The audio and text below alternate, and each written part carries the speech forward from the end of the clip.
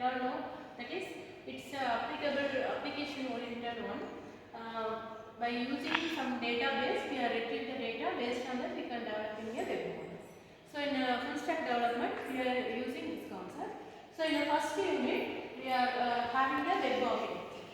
Web architecture means that is it's having an applicable structure and it's connecting the components over the internet. That is, by using the internet, we are developing an application by connecting the components.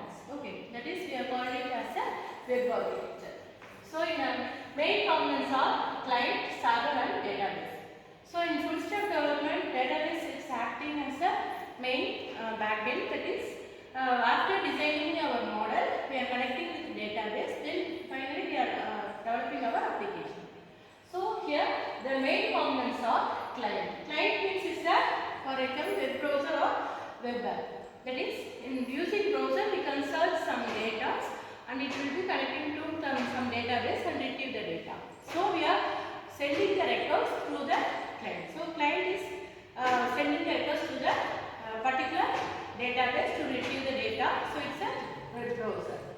So server is a host application logic. That is, after sending the records, it's connected to the server. Server is connected more than one client and retrieve the records. Based on the records, then it connected to the particular database to retrieve the data and developing our application.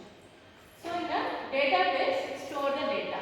So normally we all know that database is a large amount or huge amount of data are stored in that particular place. That is, we are calling it as a database. So the main components are client, server and database. So first we have to send the records from a client into the server. The server is connected to the database. After getting data from a database, it's connected to the server and then it's sending the response to the particular client. So finally we can develop our model or the web application. So it's called as a main components of our web architecture. So the flow, how it will flow, then how it run means. So basically the client is send the request to the server through the HTTP request. That is, we are using the HyperText transfer protocol model to connecting the client into the server. Then the server is connected to the database. After retrieving some data, then server request sending to the client. Then it's connected to the client and finally developing the model. Okay, these are all the web architecture. So web architecture means it's connecting the components over the network. So client, server and the database. Client is sending the records to the server. Then server connected to the database. After retrieving some data, it's connected to the client through the server and developing a model.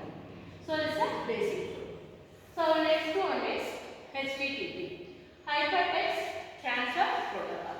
So we are sending the records from client to the server through the HTTP protocol. So it's connecting the client and server. So it's having set of rules. It's a stateless mode. So it is sending the request to the particular model to getting the response and it's run over to the TCP/IP, transmission control protocol or the internet protocol. Then it supports the secure connectors. Then so it's a HTTP is a stateless one because it's having an independent request from server to the client or a client to the server. So it's connecting the records to the client to the server. It's acting as independent methods or a request. So it's having some methods. Through that independent methods or a request, connecting the sender and receiver. So it's run over the TCP and it supports the secure connection.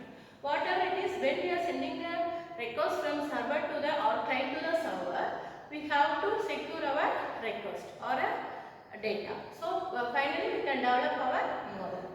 So in the HTTP method, we are having many methods. One is get method, second third method, put method and a delete method.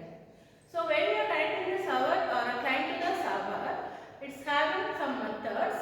It's following some methods to connecting the client and the server.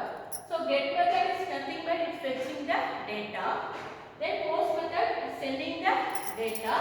Then put method is updating the entire data. Then delete is remove the data. Based on this record, request. We are sending the request from client to the server, then retrieving the data from a database. After that, it's again giving the